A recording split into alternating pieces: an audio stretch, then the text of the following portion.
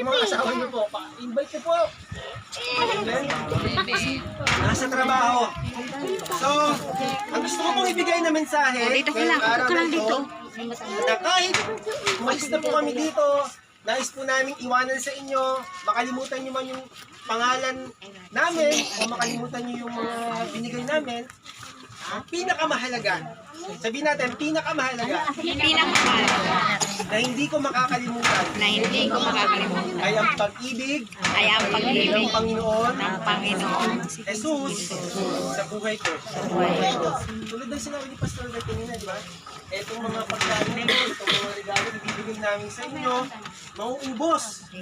Di ba? Itong katawan natin na pinakain natin, mamaya magtutulog tayo, itong katawan natin na nag-enjoy tayo, kakanood ng teleserye, yung iba may Netflix pa, HBO, di ba?